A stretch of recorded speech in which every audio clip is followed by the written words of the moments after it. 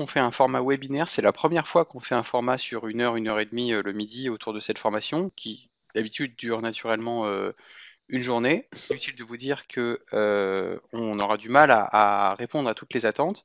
Néanmoins, le but du jeu, c'est surtout d'ouvrir les champs, les pistes, de voir les convergences avec et les liens possibles avec vos propres projets.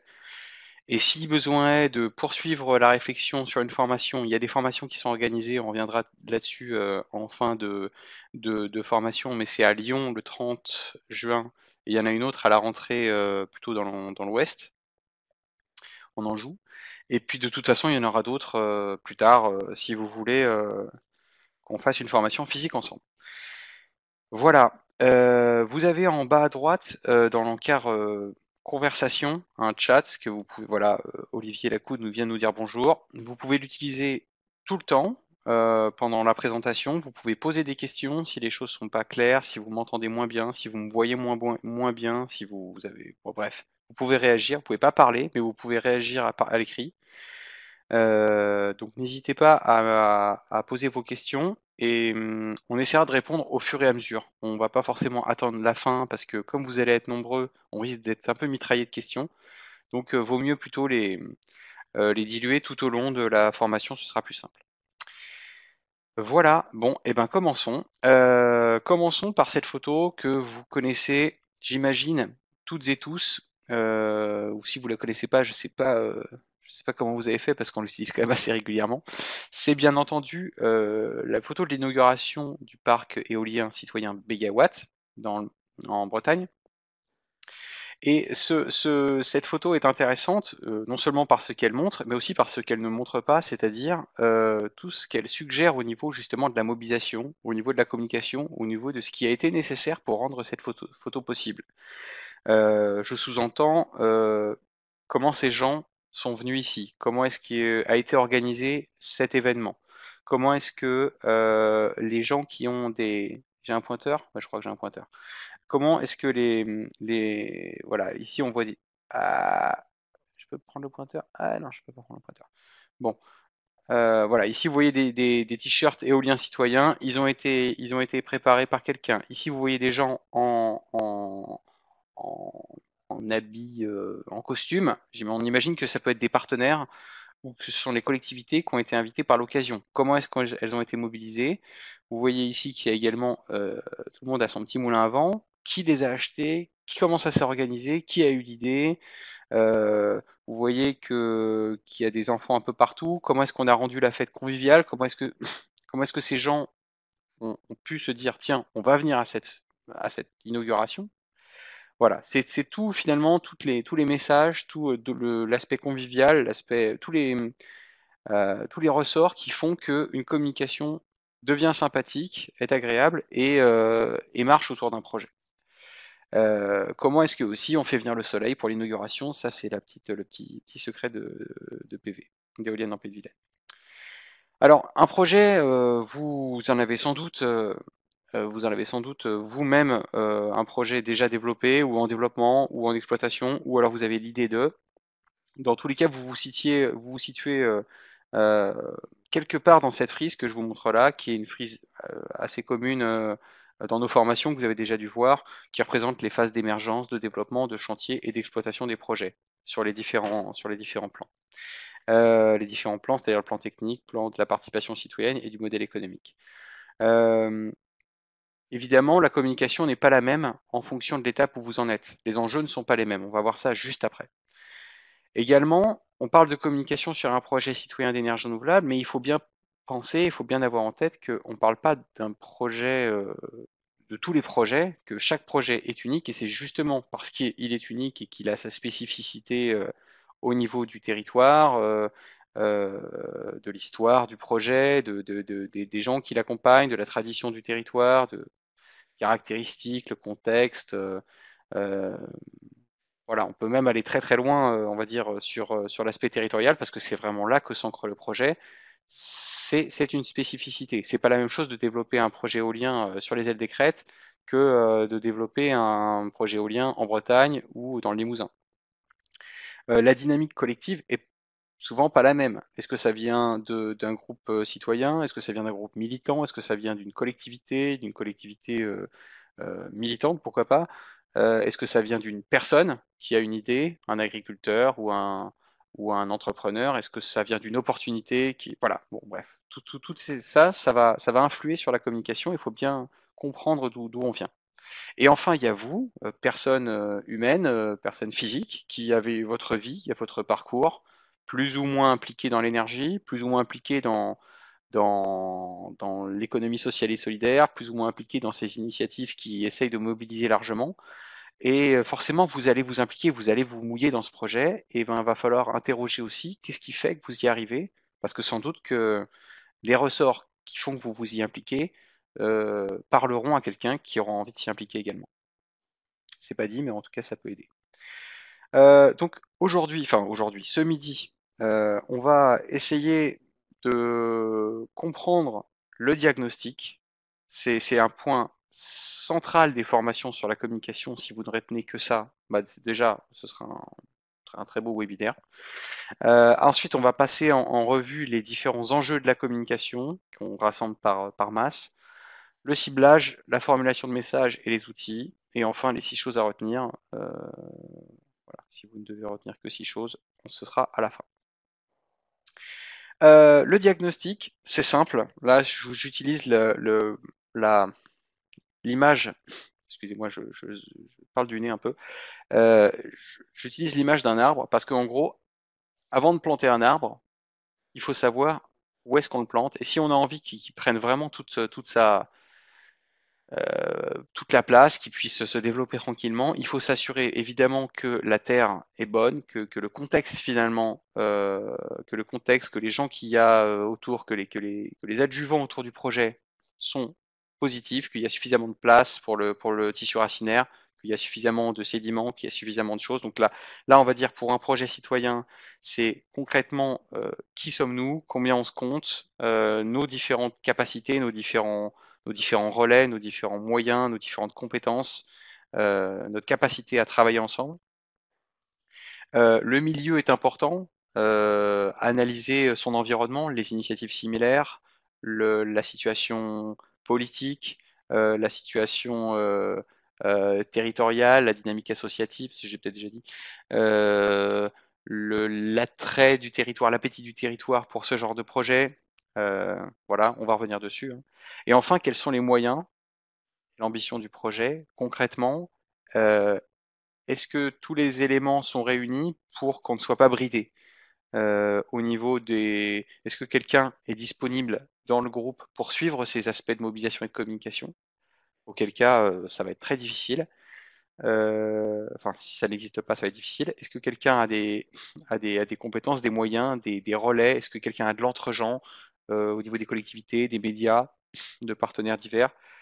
Voilà, c'est ça ce qu'on appelle le diagnostic, c'est bien se poser, bien poser le projet pour bien le comprendre, comprendre ses opportunités, ses menaces, ses forces et faiblesses. Donc là, ça vous fait peut-être penser à ce qu'on appelle en entrepreneuriat basique un SWOT, qui est une représentation sous forme de 4 blocs des forces, faiblesses, opportunités, menaces d'une initiative, d'un projet.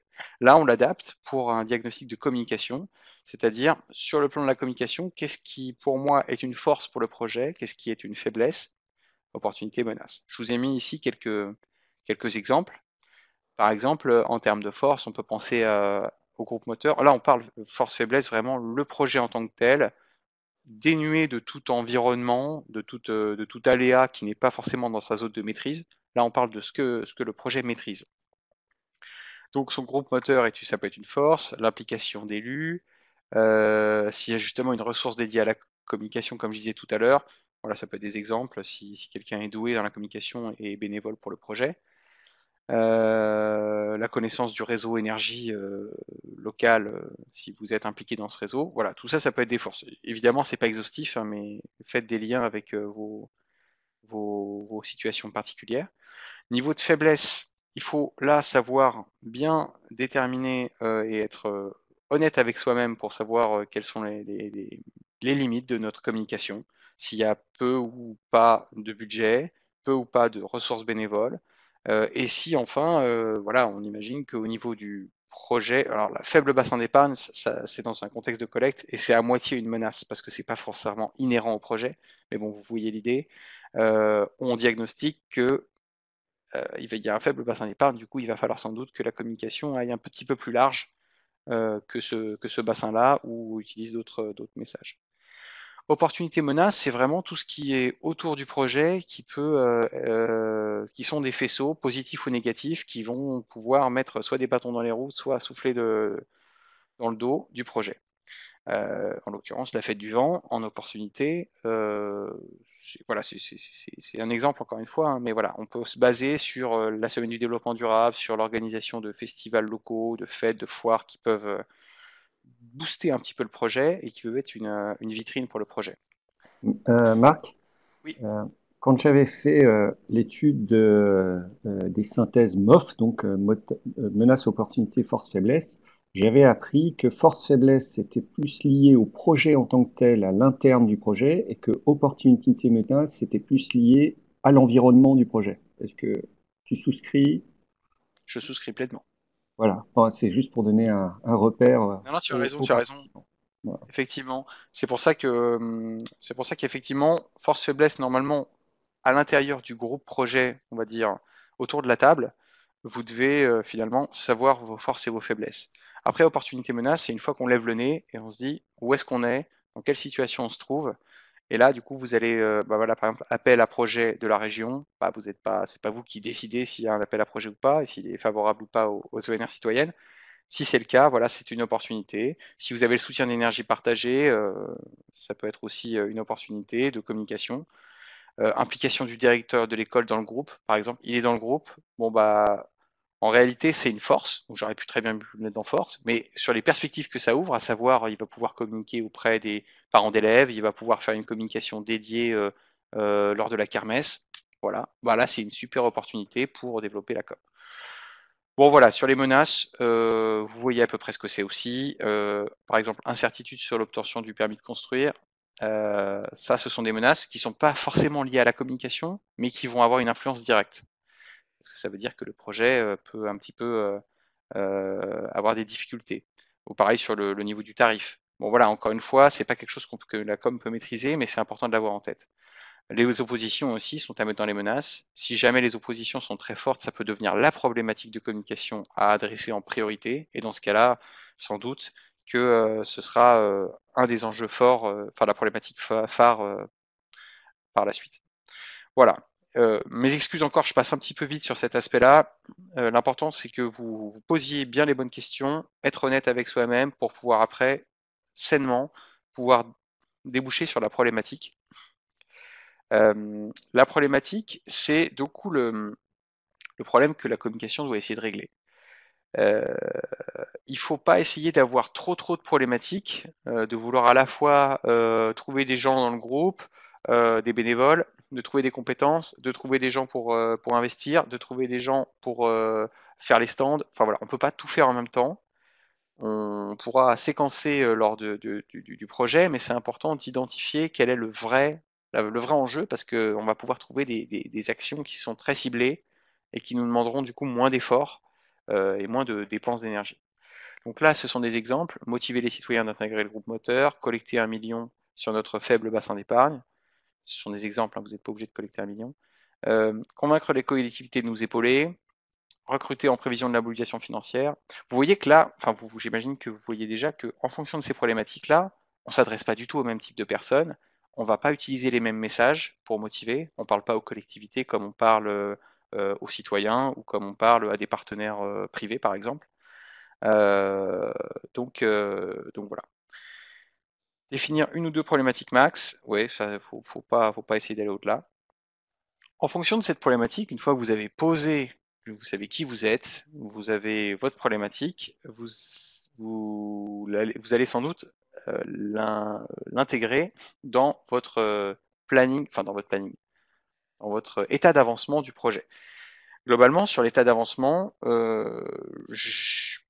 j'ai proposé, et au fur et à mesure des formations, ça rencontre une adhésion, trois types de grands enjeux qui ne sont pas forcément l'un après l'autre, qui peuvent être simultanés.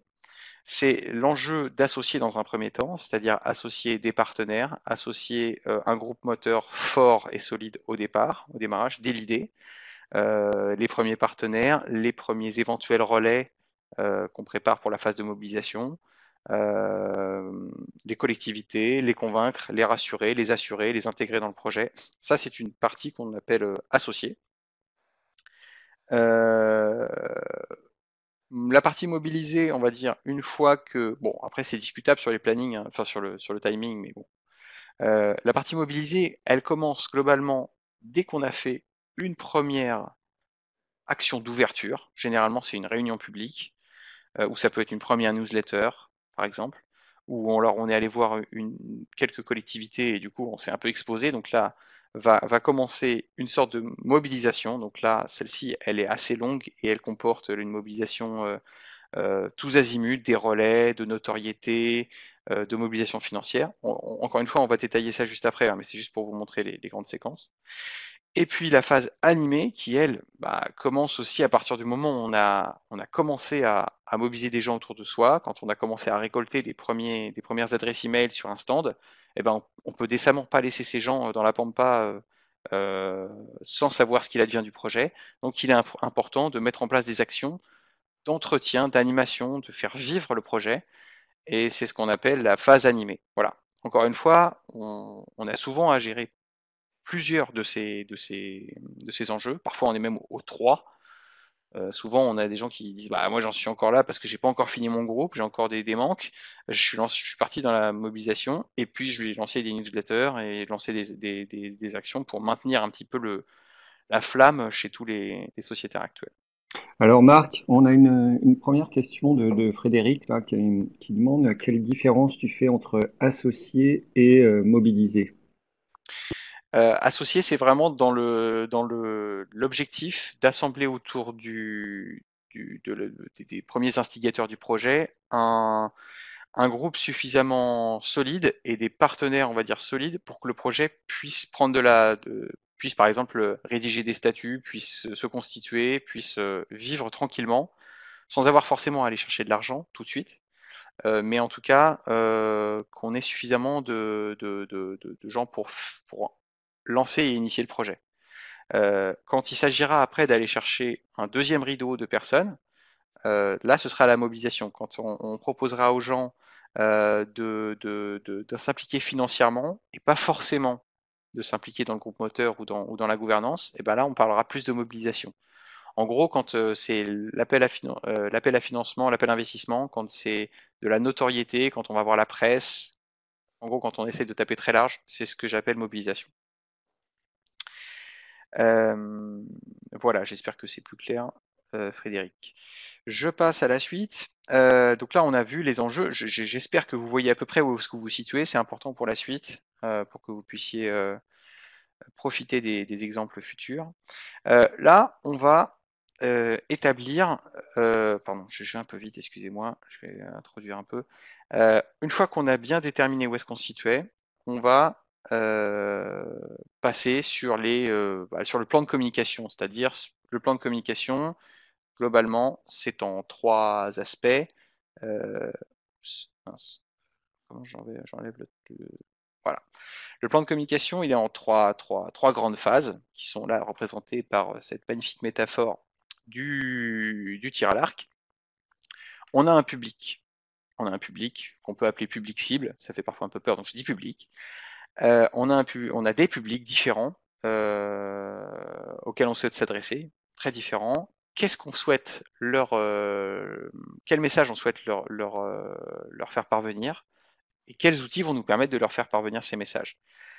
Dans le détail, les publics en question, on a des choses qu'on veut leur demander et on a aussi beaucoup de choses qu'on peut leur proposer. Souvent, on sait très bien ce qu'on veut leur demander et souvent, on néglige ce qu'on peut leur proposer. Mais concrètement, un projet d'énergie citoyenne a beaucoup de choses à faire valoir. C'est un projet vertueux, c'est un projet qui parle à euh, beaucoup d'enjeux qui sont importants pour les citoyens, qui sont importants pour les collectivités, qui sont importants pour beaucoup de gens. Donc c'est intéressant de au moins les connaître pour pouvoir les faire valoir le moment voulu. On peut demander un appui, des conseils, des toitures, des contacts, des subventions, du temps, de l'argent, de la diffusion, de la visibilité, de la crédibilité. On peut demander beaucoup, beaucoup de choses.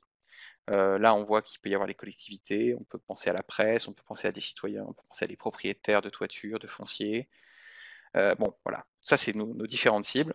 On va les voir tout à l'heure, mais on peut aussi leur proposer d'avoir de l'information, d'intégrer une aventure entrepreneuriale chouette. On peut leur proposer de l'originalité. Bah, il y a des gens qui viennent intégrer le groupe moteur ou qui souscrivent à un projet parce qu'ils trouvent qu'il est sympathique, original. C'est le cas par exemple pour justement l'éolienne des enfants euh, dans les Ardennes. C'est le cas pour caténaire les centrales villageoises, les centrales solaires de caténaire en Languedoc-Roussillon, qui développe beaucoup d'outils originaux, sympathiques. Est-ce que on peut leur proposer un rôle dans la gouvernance, une place de partenaire, une valorisation de leur image, une solution à leurs problèmes? Ça peut être valable pour les collectivités qui ont non pas des problèmes, mais des objectifs, des enjeux, et qui vont chercher des solutions. Ben, un projet citoyen de production d'énergie renouvelable peut être une solution. Donc c'est intéressant. Là, on revient finalement sur les forces. Être bien conscient de ses forces pour pouvoir les faire valoir dans ces messages. Qu'est-ce qu'on souhaite leur dire à ces différentes personnes? Ils ne seront pas tous sensibles à la même chose. Certains seront sensibles à l'aspect innovation sociale, d'autres seront sensibles au fait que ça a déjà été fait ailleurs. Parfois d'ailleurs ce seront les mêmes personnes, les collectivités notamment. Elles ont besoin de savoir quelles sont les premières à dégainer, mais elles sont aussi rassurées de savoir que d'autres l'ont fait. Donc bon, faut manipuler un petit peu ça avec délicatesse. Impact économique et sociaux, ça peut être aussi intéressant de montrer tout ce qu'il peut y avoir autour des impacts d'emploi, de tissu économique. Participation citoyenne, placement solidaire. Bon, j'ai pas listé ici tous les messages parce qu'il y en a beaucoup. Lors de la formation physique, on a un petit jeu avec des cartes où on manipule les messages en fonction des différentes, euh, des différentes étapes. J'ai pas tout listé ici, mais vous en avez sans doute en tête. Et enfin, les outils. Il faut bien voir qu'une fois qu'on a sélectionné les cibles, enfin les publics, une fois qu'on sait ce qu'on veut leur dire, il faut pouvoir trouver le bon canal, le bon média qui va nous permettre de faire passer ce message. Tous les médias sont pas les bons. Parce qu'il y a des habitudes, parce qu'il y a des personnes qui ne réagissent pas à Internet, par exemple, qui ne réagissent pas à des newsletters, qui ne réagissent pas aux réseaux sociaux. Il y en a d'autres, inversement, qui ne jurent que par les réseaux sociaux, par exemple. Euh, voilà, c'est juste des exemples, mais il faut bien comprendre, il faut bien analyser, te dire à qui je m'adresse et quelles sont leurs habitudes. À une collectivité, on n'aura pas besoin de faire des réseaux sociaux si on s'adresse juste à des collectivités. Un diaporama, une petite plaquette, un petit A4, clair, simple, ça suffira. Il n'y a pas besoin de lancer une machine de guerre pour ça. Euh, pour, je sais pas, atteindre les troisièmes rideaux, eh ben, la presse, c'est intéressant. La presse, on parle à beaucoup de gens. Le site internet, c'est intéressant. Voilà, bon, bref. Ça, c'est sur les outils, sur les habitudes d'outils de communication. Il faut aussi savoir quelles compétences on a, parce que on va pas forcément pouvoir se lancer dans un site internet si on ne sait pas du tout comment faire, et si personne n'est apte dans le groupe à le faire. Il faut savoir s'il y a des talents de photographe, par exemple, des talents de dessinateur, des talents de que sais-je, s'il y a des personnes qui ont des contacts ou des prédispositions, un ancien journaliste par exemple, ça arrive, bah, un ancien journaliste c'est très utile pour écrire des articles, pour contacter ses anciens confrères, etc., etc., etc. Et enfin, quel budget en argent et en temps? Qu'est-ce qu'on se donne comme cadre euh, pour, euh, pour cette communication? C'est bien quand même d'avoir cette discussion, même si la plupart du temps on dit bah on n'a rien, surtout sur les projets de grappe PV ou les petits projets photovoltaïques. On n'arrive pas à dégager souvent grand-chose. Donc, mais au moins c'est important de le dire, de l'acter pour se dire bon bah il va falloir qu'on se débrouille autrement, qu'on aille voir je sais pas, des bénévoles, des écoles de vidéo, des apprentis journalistes pour nous aider là-dessus. Sur l'étape 1, l'étape associée dont on parlait tout à l'heure, c'est-à-dire l'étape qui part de l'idée et qui va jusqu'à ce qu'on considère qu'on a un groupe suffisamment solide, Voici les différents types de cibles de public qu'on peut avoir à solliciter. Donc on commence évidemment par les proches, l'entourage. Pour souvent ces proches peuvent être aussi impliqués dans des réseaux ESS, environnement, énergie. Donc généralement ça commence par là.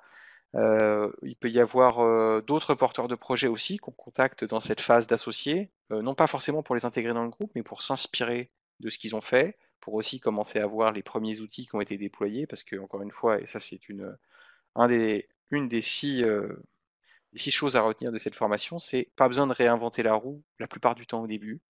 Il y a beaucoup de choses qui ont été développées par les porteurs de projets, par énergie partagée aussi, des vidéos, des outils, des démonstrations. Et souvent, il suffit de les utiliser pour faire donner envie au début. Voilà. Donc, c'est utile quand on a une idée ou un petit peu au début, de se manifester assez vite vis-à-vis du réseau énergie partagée ou d'autres porteurs locaux ou nationaux pour mutualiser. Euh, voilà, vous avez dans phase associée, du coup, on essaye de sélectionner bien les cibles.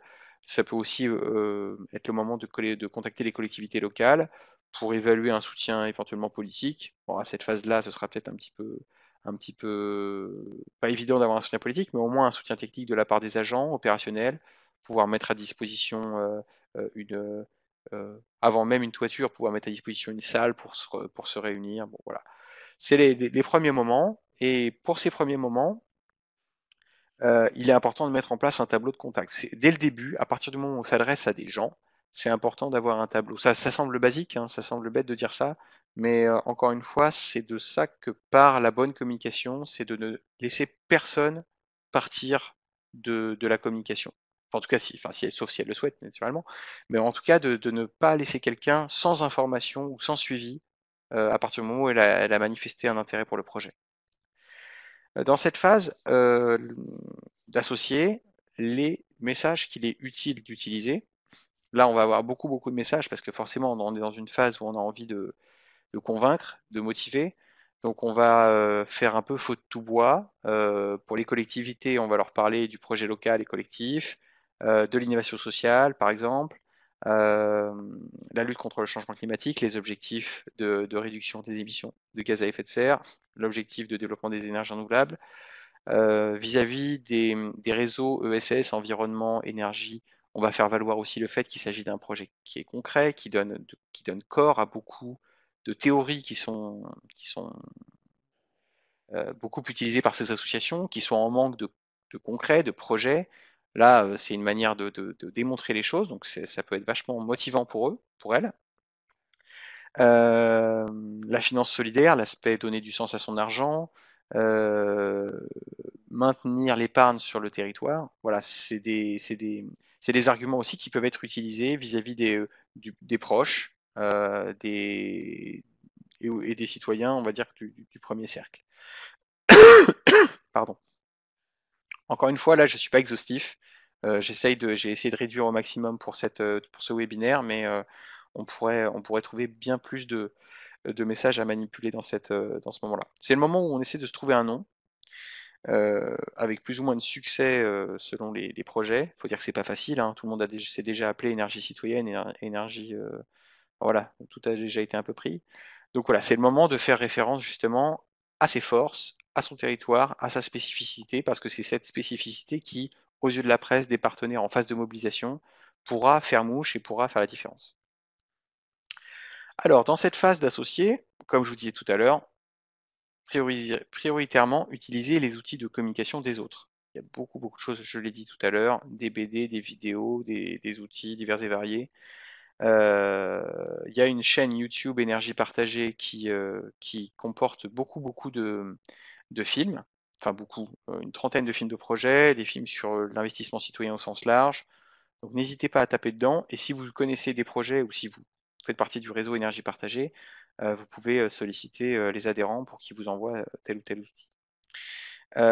Très très important également, à cette phase de démarrage où on essaie d'associer et où je vous vois venir, vous allez me dire, oui mais il n'y a pas de projet encore, donc on n'a rien à montrer. on n'a rien à montrer, mais on va quand même devoir convaincre et quand même associer. Donc c'est compliqué à ce moment-là. Il faut montrer ce qu'on peut, c'est-à-dire des gens, de l'envie, des sourires et si possible un indice sur là où on souhaite aller. Là, sur la photo que je vous montre là, c'est un projet de toiture enfin de grappe PV à Grenoble, en agglomération grenobloise. Bon, on n'avait rien si ce n'est des gens, si ce n'est un panneau qu'on avait trouvé, qu'on avait dans nos bureaux. On s'est dit bon bah on va aller essayer de faire une photo avec des gens. On n'est pas très très nombreux, je sais pas, on doit être une trentaine, mais voilà, il suffit de quelques sourires, ça fait tout de suite une photo pour pouvoir mettre sur la plaquette, sur le diaporama. Si jamais un journaliste nous appelle et veut une photo, on pourra lui donner quelque chose. Et un article avec une photo, c'est beaucoup plus attrayant pour les lecteurs. Donc voilà, faire une photo tout de suite, c'est très important. Et puis on arrive normalement assez vite dans cette phase associée, au moment où on a très envie de faire une réunion publique, parce qu'on a envie que ça sorte, on a envie que ça aboutisse sur s'ouvrir, parce que c'est quand même l'ADN de ce projet que de s'ouvrir au-delà du groupe initial.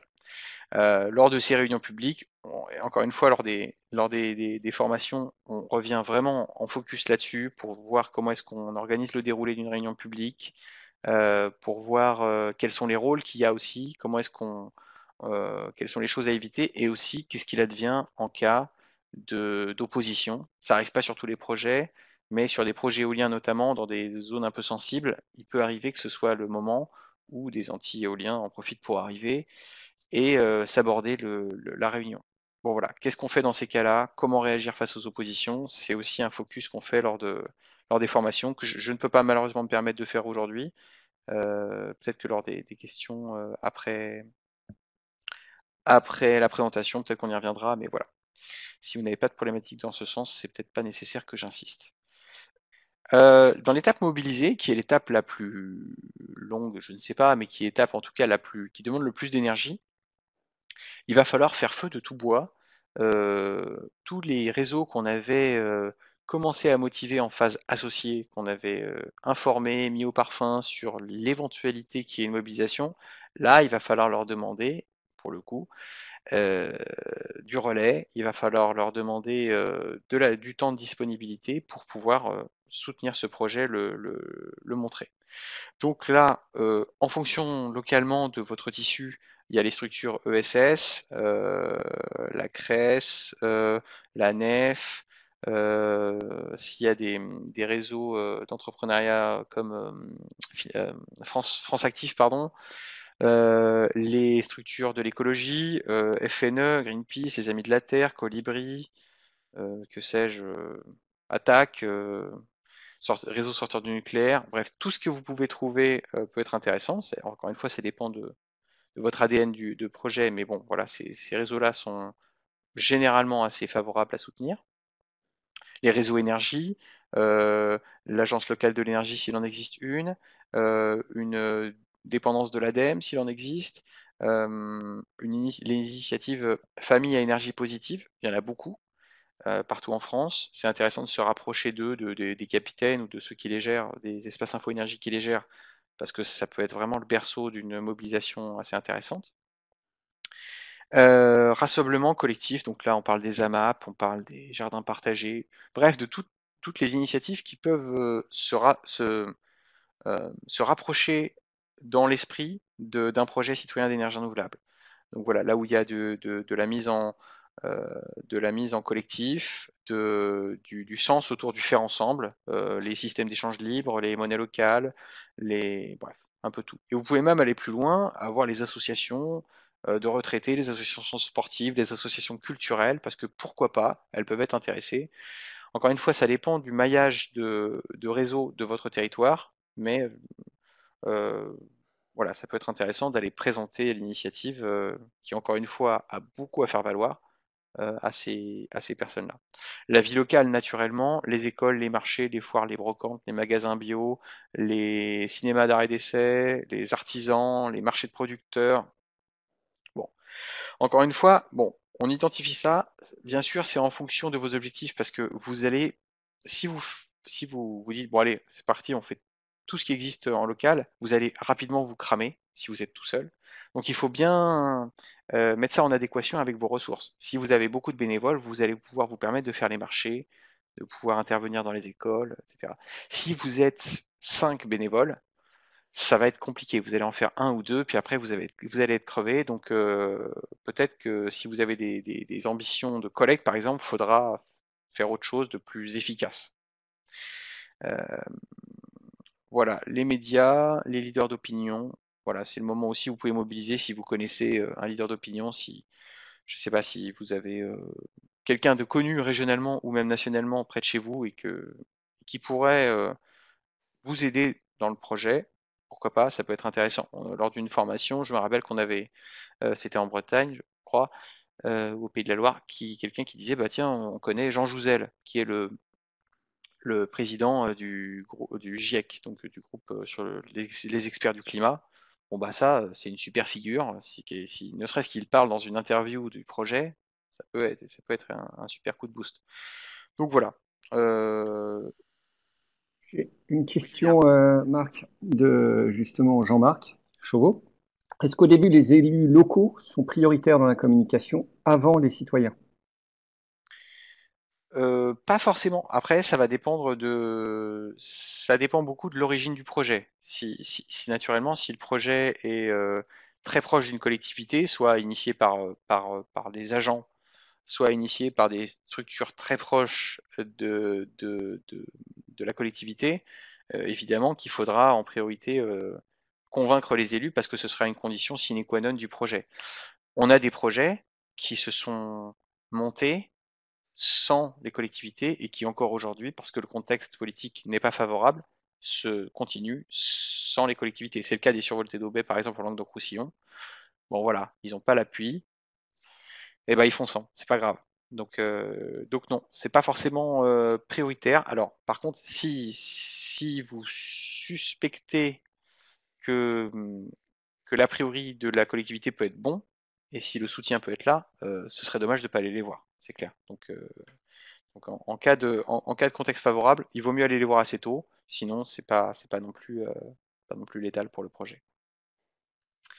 Pour cette étape de mobilisation, qui est du coup l'étape, on va dire encore une fois la plus florissante, qui demande le plus d'énergie, là on va parler naturellement du projet, on parle toujours de son esprit, de ce qu'il entend faire sur le climat, ce qu'il entend faire pour le territoire, bien sûr, mais on va rentrer un petit peu plus proche des gens parce qu'il va falloir aussi leur montrer qu'il faut une mobilisation individuelle aussi. Mobilisation individuelle, ça veut dire leur montrer dans le cas d'une collecte d'investissement qu'on parle d'argent. Euh, il ne faut pas avoir trop peur, être trop timide de cela euh, parce qu'en bout de course, on parle quand même de ça, et c'est pas forcément un tabou. C'est utile de le désamorcer assez vite, de dire que voilà que l'argent c'est un outil, c'est un média, on va dire, d'action, et que chacun en fait ce qu'il veut, mais que si chacun décide d'en faire quelque chose de plus positif, voilà, on pourra sans doute arriver à une société plus équilibrée. Il n'y a pas besoin d'être moralisateur sur ce que les gens font de leur argent, pas besoin forcément de faire sortir ceux qui n'ont pas de compte à la nef, mais d'orienter vers le mieux, de dire bon, voilà, on peut peut-être aller vers du mieux, et pourquoi pas parler de sa propre expérience. Si on se sent soi-même un bon exemple, et ben en tout cas ça ne pointera pas du doigt les autres. Parler aussi de l'impact du projet, c'est très important, et aussi de l'impact de chacun. C'est-à-dire que euh, montrer aux gens qui vont s'impliquer qu'ils ne s'impliquent pas pour rien, qu'ils ne s'impliquent pas comme une goutte au milieu de l'océan, que ça va avoir un impact. Donc essayer le plus possible de représenter cette implication. En l'occurrence, il y a un principe qui marche assez bien sur les grappes solaires, c'est d'adopter un panneau, c'est-à-dire de dire, voilà, en souscrivant, eh bien symboliquement, j'adopte un panneau solaire. Alors, si c'est physiquement, on peut y mettre même son nom ou un nom sur un panneau. Mais concrètement, on se sent producteur d'énergie, on se sent changer un peu la donne. Voilà. Donc, le plus possible, on arrive à représenter ça, à faire des mains, des gens qui collent, qui mettent la main dans la peinture et qui mettent sur l'éolienne. Enfin, tout ce qui peut impliquer les gens est intéressant. et tout ce qui peut avoir une représentation concrète.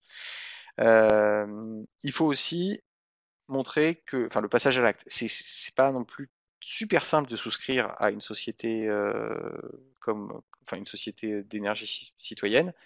Il faut son justificatif de domicile, enfin bref, faut deux trois choses. Si on le dit à la fin, les gens vont dire oh là, mais finalement en fait je sais plus, attendez, je fais ça la semaine prochaine. Si dès le début on a un bulletin de souscription qui est très simple, si on explique vraiment ce qu'il faut, voilà, dès le début les choses sont claires, eh ben ce sera moins difficile de passer à l'acte parce que le processus sera bien clarifié. Ne pas laisser évidemment de flou. Ne- dès qu'on commence à parler de mobilisation financière, il va falloir être impeccable sur la réponse aux questions. Si quelqu'un vous pose une question précise sur un point, je sais pas, par exemple sur la fiscalité, par exemple, voilà, il faut pouvoir être au taquet pour lui répondre. Oui, oui, bah, c'est prévu. Je vous montre la loi qui dit que bah, du coup il n'y a pas de défiscalisation. Dommage. Voilà, mais en tout cas, il faut pouvoir répondre à toutes les questions parce que si jamais il y a un doute, il y a un flou, si vous vous regardez en disant bah, j'ai pas la réponse, voilà, ça peut être délicat.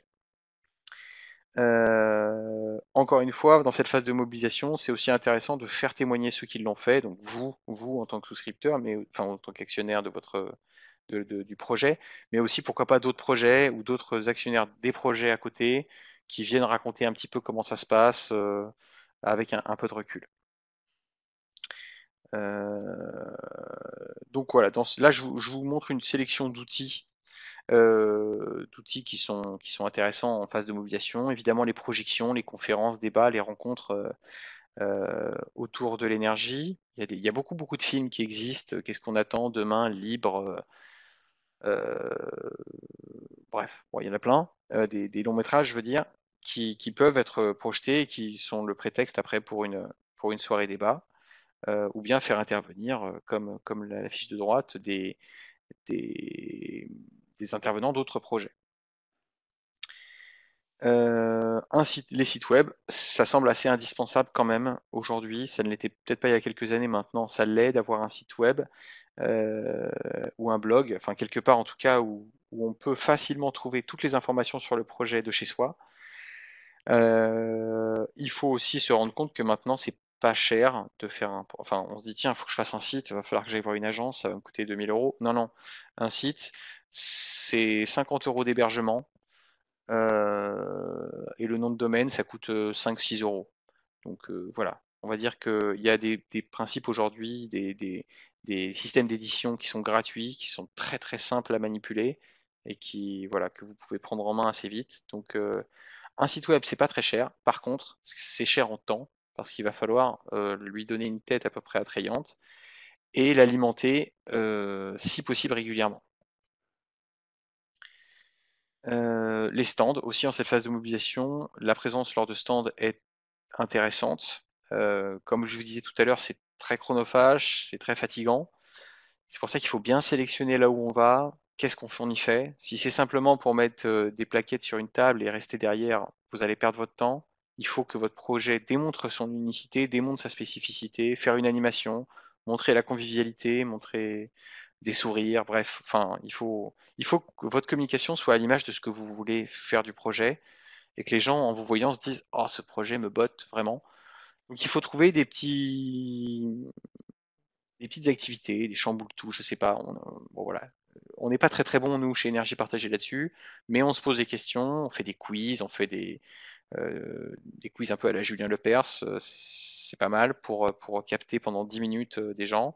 À gauche, vous voyez que là, on avait fait une carte où on incitait les gens à planter un clou, enfoncer le clou de la transition énergétique et se relier au projet avec un petit fil. Bon, voilà, c'est pas non plus incroyable, mais ça fait agir les gens, ça les fait s'impliquer, se pré-impliquer. Et on a vu que quand il y a une pré-implication, quand les gens euh, font quelque chose pour vous, et ben, enfin font quelque chose, on va dire, dans le sens du projet, ben, ils peuvent après dérouler la bobine pour aller plus loin. Voilà. Un angle origine, un flyer aussi. Assez souvent autour de projets, on essaie de faire un petit, alors flyer ou bien un petit dépliant ou petit A5 de présentation. Là, en l'occurrence, c'est un flyer avec un angle original parce que le projet est déjà original. C'est le fameux projet des ailes des crêtes, donc l'éolienne des enfants, une éolienne qui est en possession uniquement d'enfants. Bon, le concept en lui-même est original. Mais ce qui est original aussi, c'est d'avoir réussi à faire du flyer un outil cohérent de communication, puisque vous pouvez voir au milieu là que découpant, j'imagine sur des rainures prévues, ben, vous pouvez faire votre petit moulin à vent. Voilà, ça coûte pas grand-chose, c'est une bonne idée et ça fait une animation lors d'un stand. Voilà une petite idée. D'autres idées pêle-mêle. Donc en haut à gauche, j'ai un pointeur, je vais vous montrer le pointeur. Hop, pointeur. Voilà. Ici, oups, ici c'est donc j'adopte un panneau solaire, une représentation de ce qu'on a fait sur Solaire d'ici, faire adopter les panneaux. Voilà, il suffit juste aussi d'imprimer quelque chose pour que les gens se prennent en photo. C'est sympathique, on peut l'adopter seul ou en famille. Et, chose importante, ça permet aussi de faire passer le ticket d'entrée un peu plus haut. Ça, c'est un point important aussi. En face de mobilisation financière, vous pouvez choisir d'autoriser les souscriptions à partir de 100 euros. Généralement, c'est ce qu'on fait. Ça peut être 25 euros même parfois la part. Si vous n'avez que des petits montants, des petits tickets, il faut pouvoir assurer derrière en termes de gestion. Faut que ce soit pas trop lourd et pas trop long. En ce qui nous concernait, nous, on n'avait pas cette capacité de pouvoir gérer des tout petits montants, enfin pas trop. Du coup, on a adossé à ce concept d'adoption de panneaux le fait qu'un panneau, c'était 500 euros, donc c'était 5 parts. Et ben résultat, on a quasiment que des 500 euros ou des multiples de 500. On n'a quasiment aucun 100 euros. Même si, encore une fois, on laisse la possibilité aux gens de ne prendre qu'une seule part. Mais quand il s'agit de remplir leur bulletin de souscription, la plupart mettent 5, 10, 15, 20. Voilà. Donc voilà, comme quoi la communication peut aussi avoir des effets sur tout le reste, sur la gestion, sur le temps de gestion et sur aussi l'esprit qu'on veut donner au projet. Est-ce que vous voulez des gros tickets, des petits tickets, des moyens tickets, des gens, beaucoup de gens qui mettent 100 euros, peu de gens qui mettent 1000 euros, ou très très peu de gens qui mettent 5000 euros? Voilà, de cet esprit-là, ou si vous voulez un panaché, de cet esprit-là va dépendre aussi les actions que vous lancez. À droite, c'est une pizza caténaire. Voilà, très sympathique, fait à l'emporte-pièce et je sais pas comment ils ont fait, mais voilà, c'est rigolo. Si vous envoyez ça après à vos sociétaires via une newsletter, ça fait tout de suite rire. Et puis le jour J, ça fait rire de faire une pizza caténaire. Caténaire avait également fait des goodies, des objets publicitaires. Bon, ça, je sais pas combien ça leur a coûté, il faudra que je vois, mais en tout cas, ils l'ont fait. C'est des briquets solaires. Donc, c'est rigolo. Bon, c'est pas très, c'est un peu orienté tabac quand même, hein, mais c'est rigolo, c'est solaire. Donc, ça peut être des outils intéressants. Et enfin, ici, c'était aussi sur un principe d'adoption de panneaux solaires. C'était pour le projet Soleil du Grand Ouest. Lors de la soirée où on proposait justement d'adoption de panneaux, euh, on avait fait des gaufres qui représentaient ces fameux panneaux et qui représentaient ces toitures. Donc on avait autant de gaufres qu'on avait de panneaux à adopter. Et puis les gens prenaient une gaufre, mettaient leur nom en dessous, ou le nom qu'ils souhaitaient donner à leur panneau, et on reportait ce nom sur les panneaux. Voilà, c'est sympa, ça donne une tonalité rigolote à la soirée, et ça fait une photo sympathique après à présenter en formation. La presse, aussi en phase de mobilisation, c'est souvent très intéressant à activer, d'autant encore une fois que le projet est très intéressant aux yeux de la presse. Ne sous-estimez pas l'intérêt de votre projet, parce que la presse est très friande de positif, de développement durable, de collectif. Bref, il y a beaucoup de ferments qui font un bon sujet. Que dire si ce n'est qu'il faut absolument une bonne photo, au moins une bonne photo, je reviens là-dessus. Et petite astuce aussi, carnet de campagne, veillez bien à regarder, si vous écoutez le midi un petit peu France Inter, il y a une émission qui s'appelle Carnet de campagne qui est dédiée à l'ESS, elle dure une demi-heure, juste avant le jeu des 1000 euros. Et, ils font le tour de France des initiatives. Guettez bien en fin d'émission où passe Carnet de campagne dans les semaines qui viennent, parce que quand ils passent chez vous, eh ben, il suffit de les appeler, de leur envoyer un message. Vous pouvez le trouver sur leur site internet. Et c'est très efficace, ça marche très bien. Je l'ai fait pour Solaire d'ici, d'autres l'ont fait pour d'autres projets et m'ont dit que ça marchait très très bien de contacter Philippe Bertrand et qui, si ce n'est une interview de vous le jour J, en tout cas, il peut faire passer des infos d'une réunion publique ou d'un appel à financement autour d'un projet.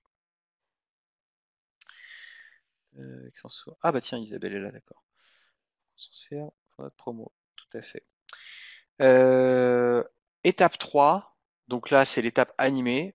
C'est encore une fois pas dans le sens, pas dans le sens chronologique, hein. C'est animé généralement, ça commence dès le moment où on a commencé à faire une action de communication, donc dès la première réunion publique souvent, et ça ne s'arrêtera pas. Enfin, ça s'arrêtera quand vous aurez décidé d'arrêter le projet, mais en principe, cette étape-là, elle se tiendra jusqu'au bout. Donc là, ça concerne évidemment les sociétaires enfin les personnes impliquées au financement et dans les instances du projet, les partenaires qui ont été rassemblés autour du projet, les sympathisants, tous ces contacts qu'on a eus au fur et à mesure des stands et qui ne sont pas encore passés à l'acte, voilà, ou ont envie de rester simplement en lien avec le projet mais pas forcément impliqués financièrement ou dans la gouvernance, ça peut arriver. Il faut maintenir ces gens au courant, ne serait-ce que pour multiplier les points de contact, parce qu'on sait que c'est généralement autour de 5, 6, 7 contacts qu'une personne va vraiment se décider à s'impliquer financièrement dans une société.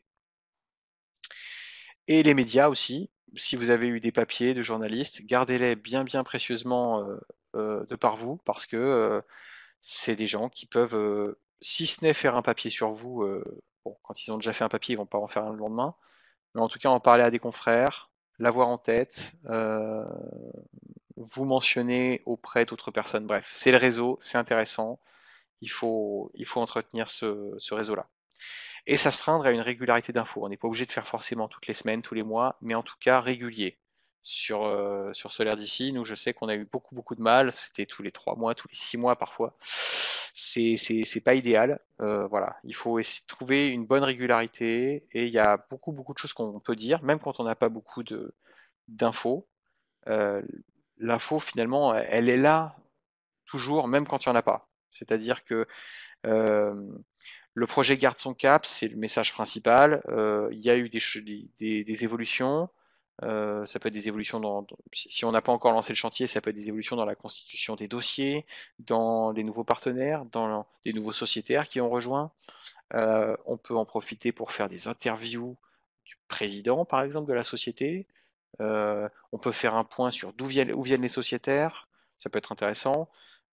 Bref, on peut à partir des éléments qu'on a en main, même sans actualité brûlante, faire de l'information qui va intéresser les sociétaires, parce qu'ils se sentiront impliqués, parce qu'ils se diront, tiens, ça bouge, même s'il y a des difficultés, même si peut-être, je sais pas, il y a des difficultés même au niveau des cadres réglementaires, au niveau des tarifs ou autres, au moins, ça avance un petit peu sa vie.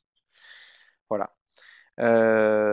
Important aussi de préciser quand le projet fait des émules, quand vous êtes repris par des médias, quand vous êtes repris par des réseaux nationaux comme Énergie Partagée, si jamais on parle de vous dans le court-circuit, si jamais Leclerc parle de vous, les Tépos parlent de vous, autres. C'est intéressant de montrer que le projet, eh ben, il est respecté, il est crédible et on parle de lui. Si vous faites des interventions aussi, si vous faites, s'il existe des vidéos qui vous impliquent, bref, il faut faire feu de tout bois. Et bien entendu aussi, on parle de la piste pour la suite. Si le premier projet ou les premiers projets sont aboutis, il faut pouvoir entretenir la flamme pour les prochains. Euh, voilà. Alors, en termes d'outils, là évidemment, il y a beaucoup moins d'outils que lors de la phase de mobilisation. On est sur de la consolidation, donc peu d'outils, mais les utiliser avec précision et avec régularité. La lettre, pardon. La newsletter, donc. Là, vous avez des exemples de newsletters différentes. Ça peut être soit des PDF envoyés dans des mails, soit des mails qui intègrent déjà la newsletter. Euh, voilà. Vous avez ici quelques exemples intéressants. Voilà. on a aussi en phase animée les rencontres conviviales. Ça peut être l'inauguration, mais ça peut être aussi se rassembler pour le plaisir de se rassembler, pour parler de la suite, toujours dans un esprit de convivialité. Euh, Isabelle, si tu es là, je me rappelle d'une fois où tu me disais que le plus important dans un projet citoyen, c'est le qubit de rosé. Et je le redis à chaque formation parce que c'est vrai que la convivialité, les gens viennent essentiellement pour ça aussi. Enfin, pas essentiellement, mais aussi beaucoup pour ça. Et qu'il est important certes, de parler du projet, certes, de se dire qu'on avance tous ensemble, mais surtout d'être tous ensemble et de partager ces moments-là. Un apéro souscription. Euh, voilà, donc ne pas hésiter même si c'est pas une AG, même si c'est pas une visite de site, même si c'est pas, voilà, un apéro pour parler de tout ça, ça peut être très, très vivifiant pour le groupe. Voilà, j'ai terminé sur la présentation en tant que telle. J'ai pas fait de point sur la mobilisation financière. Si vous voulez, on peut détailler un petit peu sur ce que ça peut vouloir dire. Et puis voilà, Oui, sinon Marc, je me remets à vos questions. il reste une demi-heure. Donc, effectivement, tu peux peut-être faire un petit approfondissement sur la mobilisation financière, hein, sachant qu'il y a quand même deux journées de formation qui sont là aussi pour ça. Et j'invite nos participants à ne pas hésiter à poser des questions sur le fil de discussion. Donc, je te laisse poursuivre avec je suppose, c'est la suite de ta présentation sur la mobilisation financière. Ouais, alors du coup, je l'avais mis là en. Ouais, bon écoute, on va faire ça. Sur la mobilisation financière, là, je vais juste prendre quelques Ah, peut-être, minutes pour. ouais. Juste auparavant, là, on a une question de Sophie là pour en venir pour entamer la phase de mobilisation auprès des élus du cercle large de citoyens, est-il indispensable d'avoir quelques éléments techniques et économiques à fournir au public? Ouais, et ben, alors ça, encore une fois, ça dépend du projet, mais oui, en tout cas, il faut pouvoir les apporter si jamais on te pose la question. Parce que, alors attends, il y a deux choses. Effectivement, il faut les avoir, il faut pas forcément les tartiner parce que ça peut vite enfermer, on va dire, la communication dans un aspect technico-technique qui va vite saouler ceux qui ne sont pas intéressés par ces sujets-là.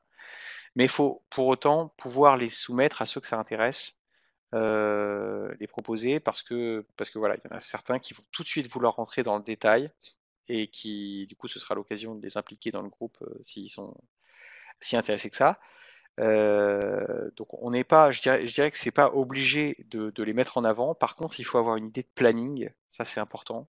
Euh, que le projet soit pas dans le diffus, qu'il y ait un objectif de planning et puis un objectif aussi de nombre de toitures, pour qu'on puisse aussi faire des représentations d'impact, d'équivalent foyer, de choses comme ça, pour que la communication ait un peu de corps.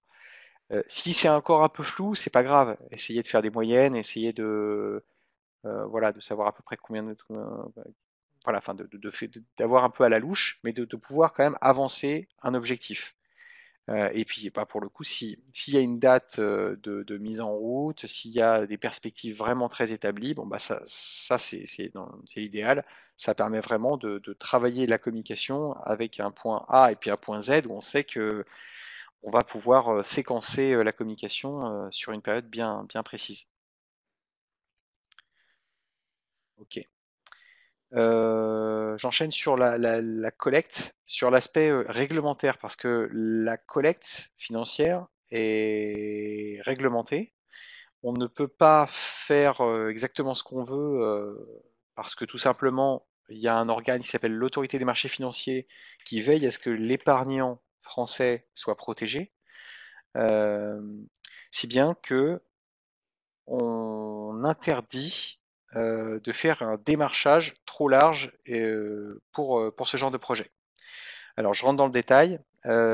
Aujourd'hui, si on a,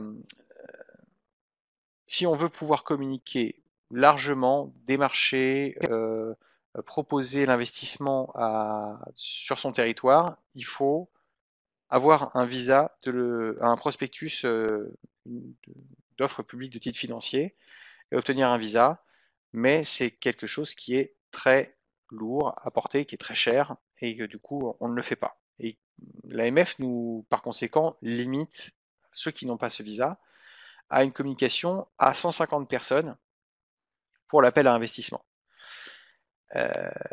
Donc ça, c'était la situation avant la loi de transition énergétique. On était un petit peu embêté, on était obligé de passer par des, des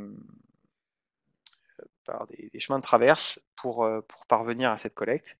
Ça s'est un petit peu assoupli, notamment pour les petits projets, puisque aujourd'hui, si votre offre de titre ne dépasse pas 100 000 euros sur un an, c'est-à-dire si vous faites appel en capital à 100 000 euros, à moins de 100 000 euros sur 12 mois, vous pouvez le faire plusieurs années, hein, mais en tout cas c'est 100 000 euros sur 12 mois, et ben vous pouvez communiquer librement.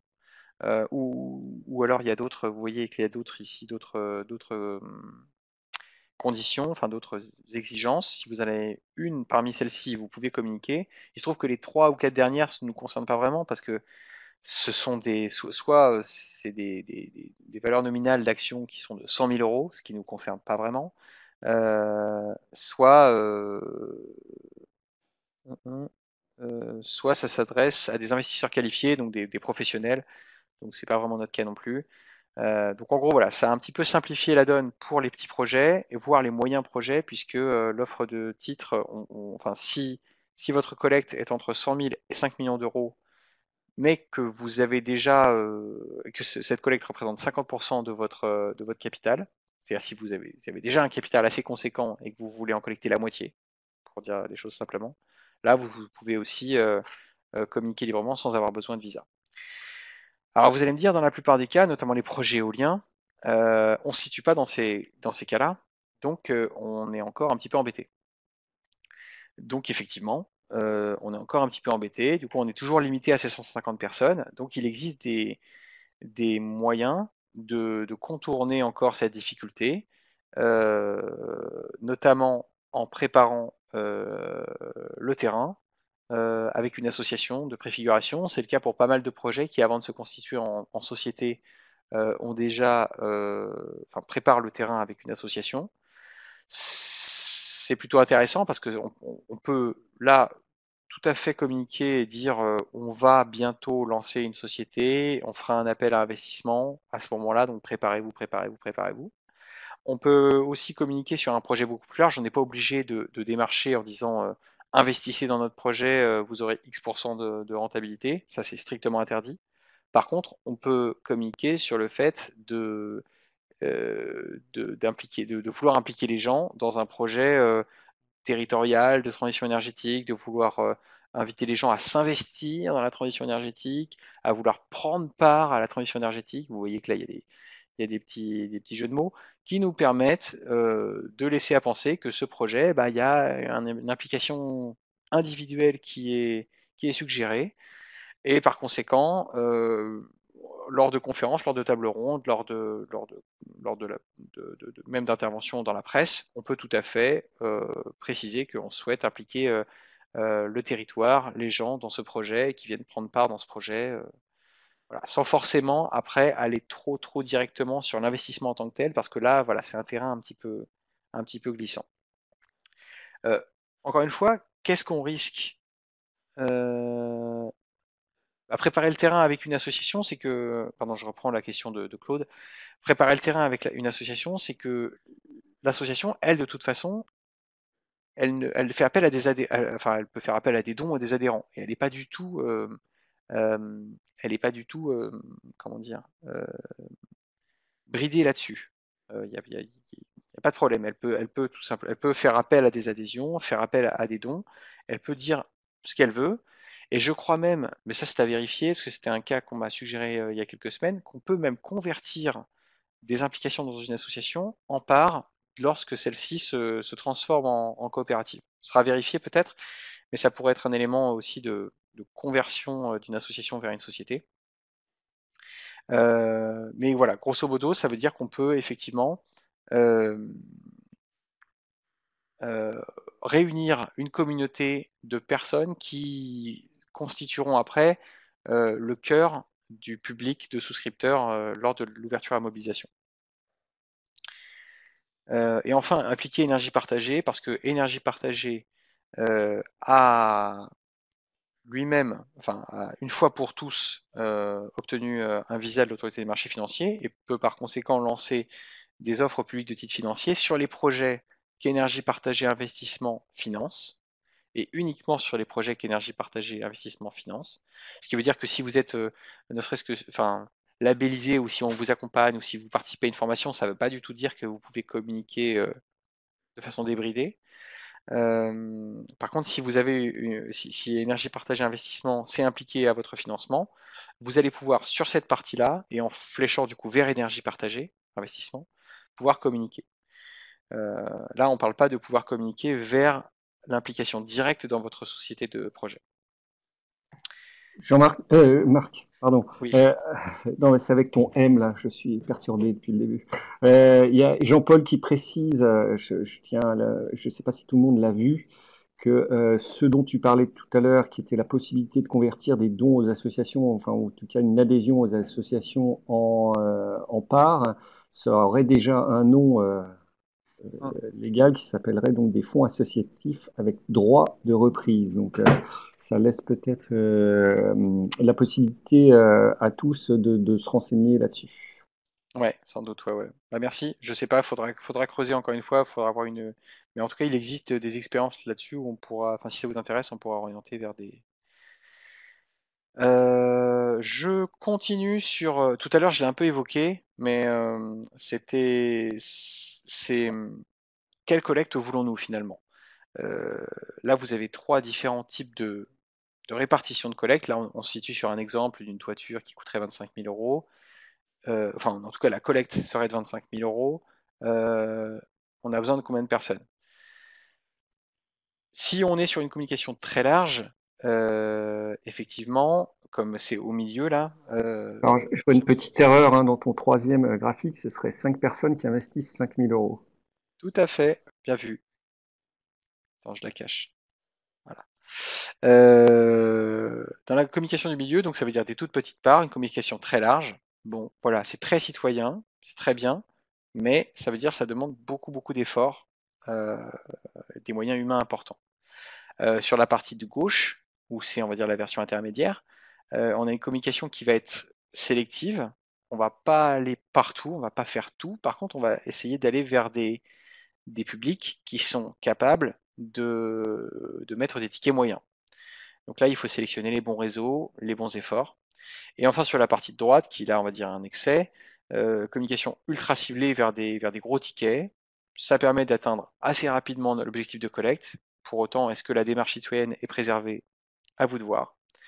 Ce qui est intéressant, c'est pas tant de choisir l'une ou l'autre de ces trois possibilités, mais bien de panacher cette collecte. Parce que en panachant cette collecte, si on sait à peu près ce qu'on cherche, on va savoir où le chercher. Les gros tickets, là pour le faire assez rapidement, peuvent être par exemple à l'origine de collectivités. Si jamais on a des collectivités qui veulent bien participer au projet et qui veulent prendre des parts de façon assez conséquente. Des tickets moyens plus, qui sont par exemple, là j'ai donné carrément des exemples, des épargnants rencontrés lors des petits déjeuners du Crédit Coopératif, ça existe un peu partout, ou même sur d'autres structures. Bref, des rencontres entre entrepreneurs ou entre épargnants, ben, ça peut être des tickets dont on peut penser qu'ils seraient naturellement un peu plus importants que la moyenne. Des spectateurs engagés suite à la projection du film Demain, vous êtes intervenu suite au film Demain, vous avez présenté le projet et ça a emballé 15 personnes. Bon bah voilà, ils ont mis des tickets, on va dire moyen moins, mais intéressant. Et puis on va dire les petits, les projets, pardon, je m'en mêle un peu, les participations à 100 ou 200 euros, enfin on va dire les petites participations. Et ben là c'est plutôt des étudiants qu'on a mobilisés en marge d'un campus. Voilà. Encore une fois, c'est juste pour vous dire que si vous essayez un tout petit peu, pas forcément de scénariser vraiment la collecte, mais si vous essayez de savoir à peu près ce que vous cherchez, vous allez savoir où le chercher et du coup quelle action faire. Parce que là, on se retrouve avec 4 actions à mener. C'est facile, on se dit, bon, bah, la communication, c'est pas finalement tout, on va pas faire des films dans les cinémas, on va pas faire TF1. on s'en tient à ce qu'on sait faire et ce sur quoi on a des contacts. Voilà, c'est plus rassurant de se lancer comme ça que de se lancer dans le diffus. Je reviens, Patrick, sur ta question. Quel risque que peut-on faire malgré tout? Effectivement, la raison, je reviens du coup sur la réglementation AMF, je mettais ne pas laisser de traces. Bon, c'est pas vraiment un conseil que je devrais donner, mais c'est simplement pour dire que tout ce qu'on risque autour de l'AMF, là, c'est qu'un épargnant se sente floué, lésé, trahi, trompé par votre communication, et se retourne contre vous, enfin plutôt se retourne vers l'AMF et dise à l'AMF, cette société euh, a dans sa communication tenu des propos trompeurs, et je voudrais que vous me protégiez, que vous alliez leur taper sur les doigts. Voilà. Si vous avez sur votre site internet ces fameux propos trompeurs, si vous avez sur des plaquettes, sur des flyers écrit des choses qui sont répréhensibles, forcément ce sera simple de vous poursuivre. Si vous l'avez laissé entendre lors de conférences ou si vous l'avez fait oralement, ce sera plus difficile, donc vous serez un peu plus protégé. Je dis pas qu'il faut dire n'importe quoi à l'oral, bien au contraire, je dis simplement qu'il faut faire très très très attention à ce qu'on écrit. Voilà. Et ce qui est le plus, voilà, pour donner un exemple, ce qui est le plus, vraiment le comportement vraiment à proscrire, c'est d'avancer une rentabilité garantie autour de l'implication financière de personnes dans la société. Ça, ce sera vu d'un très mauvais œil si jamais vous passez à la casserole. Donc, ne pas mettre d'objectif, enfin, ne pas mettre de rendement. Préciser bien avec les bonnes pincettes que c'est un objectif, que rien n'est garanti, que la perte en capital existe. Enfin voilà, des mentions d'usage que vous pouvez retrouver notamment sur les communications énergie partagée, sur le bulletin de souscription. Voilà, mais ne pas s'exposer trop de ce côté-là. Je crois que j'ai à peu près terminé sur la collecte. Simplement, je finis avec ce graphique, qui est un graphique qui vient du projet Isaquat, projet éolien, et où on voit les répartitions de souscriptions et les montants. Ça revient un petit peu à ce que je vous disais tout à l'heure, ce qui était qu'on peut avoir beaucoup de souscriptions inférieures à 1000 euros, mais qui au final représentent assez peu dans le montant total. Par contre, ils représentent beaucoup en représentation citoyenne. Donc c'est un autre objectif. On n'est pas forcément que sur de la mobilisation financière.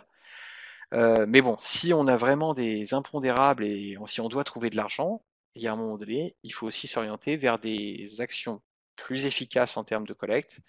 Là, on voit qu'il y a seulement 10 personnes qui ont mis supérieur à 10 000 euros. Bon, c'est des gros tickets, hein. Mais bon, on va s'en tenir à aller 17 personnes qui ont mis entre 5 000 et 10 000 euros.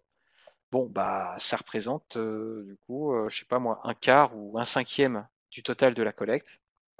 Bon, ça donne un peu d'air, quoi. Voilà.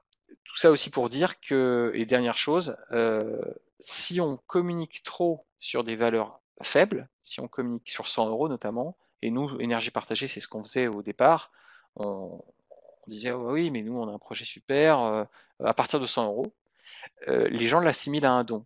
Et un don de 100 euros, c'est un beau don. Du coup, il vaut mieux tout de suite préciser, et pourquoi pas par un gros montant, par 2000 euros par exemple, préciser que c'est un placement, que du coup ce n'est pas un don, que l'argent reste à cette personne qui pourra la récupérer s'il le souhaite, parce que 2000 euros c'est un petit placement, 100 euros c'est un gros don. Vous voyez un petit peu la différence de perception.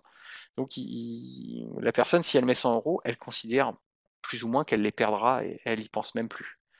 Et du coup, elle ne sera pas très impliquée dans la gouvernance. Par contre, si vous insistez vraiment sur l'aspect placement, investissement, cet argent reste à vous, vous pouvez le récupérer, hein, eh ben, on aura peut-être une implication de la personne qui sera plus importante et peut-être qu'elle pourra même mettre davantage. Peut-on présenter un exemple voisin, investissement, souscription?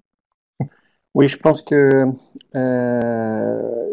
veut dire, est-ce qu'on peut, à la place de parler d'investissement, on peut parler plutôt de souscription, enfin utiliser des termes voisins. Mais c'est un peu ce que tu disais tout à l'heure quand tu parlais de jeux de mots sur prenez votre part à la transition énergétique ou investissez-vous dans ce projet, etc. Je pense que c'est un peu ça. Mais après, est-ce que tu as d'autres exemples éventuellement? Mais, non, non, mais ce que tu dis est juste, et ça me fait penser aussi au mot actionnaire que moi j'utilise assez souvent. J'utilise aussi souscription, mais c'est vrai que, et ça fait partie du coup de on va dire du sens aussi qu'on donne à ces projets. Actionnaire, le mot fait un petit peu peur. Il fait Lehman Brothers, il fait Société Générale, etc. C'est à nous justement d'essayer de redonner des, du sens au mot actionnaire, parce que concrètement, c'est ce qu'on fait dans les projets que l'on mène. On cherche des actionnaires, des personnes qui vont prendre des actions, et derrière action, il y a agir, il y a faire des actions pour moi, pour mes petits-enfants, pour la planète. Enfin voilà, dans le mot actionnaire, il y a beaucoup de choses, et il faut qu'on le récupère, ce mot. Donc moi, j'essaye au niveau d'énergie partagée le plus possible de parler d'actionnaire, parce que je trouve qu'on doit reprendre la main dessus. Souscripteur, pourquoi pas, investissement, pourquoi pas. Il faut essayer finalement de tirer vers nous cette couverture qui parfois est un petit peu négative ou qui a été un petit peu mise à mal par la finance spéculative. Voilà, c'est aussi le but de nos projets que de redonner un peu de lustre à ces mots-là. Alors, en fait, il y a Jean-Paul aussi qui propose de parler d'associés éventuellement, et donc et Triard, alors je ne sais pas si c'est une dame, un monsieur, mais qui précise sa remarque en disant: peut-on présenter le montage d'un projet voisin? Peut-on présenter le montage d'un projet voisin? Je comprends pas la question. Bah, sûrement d'un projet similaire ou d'un projet, en fait, de dire voilà, on va se monter comme tel projet qui lui a fait appel à souscription, a fait voilà. Et, enfin, j'imagine que c'est un peu ça, en utilisant en fait des exemples de projets existants. Bien sûr, oui, oui, oui, naturellement, effectivement, ça fait partie des choses les plus intéressantes. Effectivement, c'est de s'inspirer de l'existence. Ça revient à ce que je disais un petit peu au départ, qui disait que beaucoup de choses existent et aussi beaucoup de situations existent. Alors, vous allez forcément pouvoir trouver des situations de projets existants qui sont semblables à votre situation. Effectivement, faire intervenir enfin, montrer le montage d'un projet financier, faire intervenir un élu qui s'est impliqué directement dans un projet, ça peut aussi permettre de convaincre des homologues sur un autre projet. Effectivement, ouais, ouais, ça peut être très intéressant. Je Alors, réfléchis.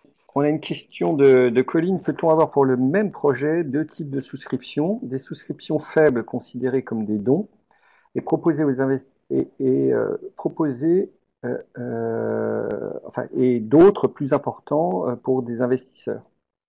Bien sûr, bah ouais, non, mais bien sûr. Donc des Naturellement, c'est tout. investissements avec rentabilité pour les investisseurs. Il y aurait des dons d'un côté pour les tout petits montants et des investissements avec une rentabilité pour des investisseurs.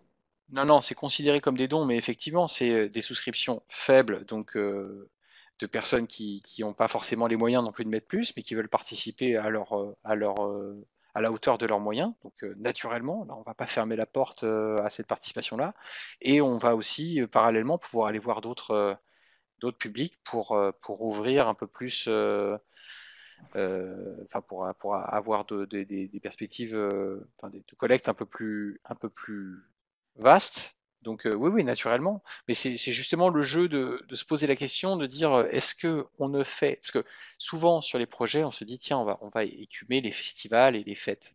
Bon, on se rend compte que du coup, on a beaucoup de 100 euros, enfin beaucoup de participation faible, et qu'on on se fatigue assez vite. C'est pour ça, moi, c'est juste le conseil, c'est de s'interroger, de se dire, est-ce qu'on ne veut ne faire que ça? Et dans ce cas-là, faut l'assumer, faut qu'on puisse y répondre, voilà. Et ça veut dire qu'en termes de temps, de bénévolat, ça risque d'être un petit peu plus lourd. Ou est-ce qu'on n'a pas ce luxe-là, et est-ce qu'on peut pas se le permettre? Et auquel cas, il faut se poser la question d'autres actions avec d'autres cibles et des actions plus efficaces, entre guillemets. Voilà, c'est simplement ce que je veux dire. Mais effectivement, c'est bien évidemment possible.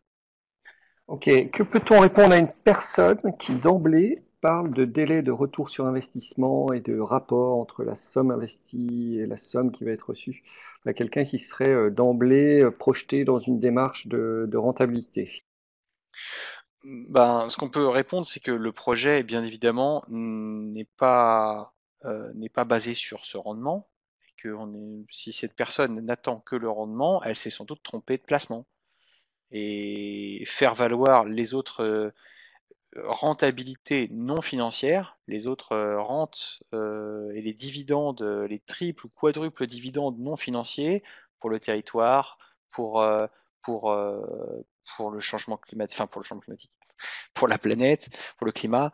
Bref, faire valoir tous les autres aspects positifs d'une implication de cette personne-là, si ce n'est financière. Effectivement, si elle reste perchée sur le rendement et ne jure que par ça, vous aurez du mal à la capter et à la convaincre parce que, enfin, je sais pas de quel projet on parle là, mais je pense que si on parle d'un projet normal, euh, c'est pas mirobolant non plus. Donc, Est-ce que, est-ce que la question, je la poursuis par moi-même, est-ce qu'on peut toujours mettre en regard du très très faible rendement du livret A, par exemple? Est-ce que c'est une idée qui est valable? Alors, sachant que le livret A est presque totalement sécurisé, mais est-ce qu'on peut, le livret A, son rendement est si faible que est-ce qu'on peut toujours dire que bah, ce sera toujours mieux qu'un livret A? bah, tu as la réponse dans ta question, effectivement. Oui, puisqu'il est faible, mais non, parce que c'est pas exactement la même chose, parce que le niveau de risque est pas le même. Donc, il faudra, dans ce cas-là, adjoindre à cet argument le fait qu'on ne parle pas des mêmes choses et que le livret A, il est garanti, il est là, il est liquide. Si j'en ai besoin le lendemain, demain, je le prends. Souvent, les modalités sont pas exactement les mêmes avec les projets citoyens. Donc, effectivement, d'un point de vue purement rentabilité, tu peux utiliser l'argument, mais bien montrer qu'il s'agit de deux choses différentes et bien faire comprendre qu'il s'agit d'investissement. Là aussi, il y a l'aspect bien entrepreneurial qu'il faut avoir en tête, dire que c'est des personnes qui laissent pas dormir leur argent d'un côté, c'est bien des gens qui mettent en action, qui mettent en mouvement leur argent au service d'un projet local. Ça change tout dans la perception. Ok, il reste 5 minutes pour nos participants qui restent très nombreux pour poser vos éventuelles questions. Sinon, moi, je vous donne déjà la date du prochain webinaire.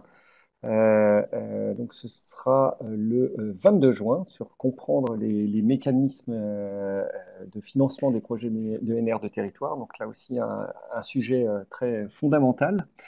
Donc, je vois qu'il y a encore quelques personnes qui sont en train d'écrire. Je vais arrêter le partage de ton document que nos participants retrouveront dès demain par mail. Hein, je vais leur envoyer ainsi qu'un lien vers la vidéo.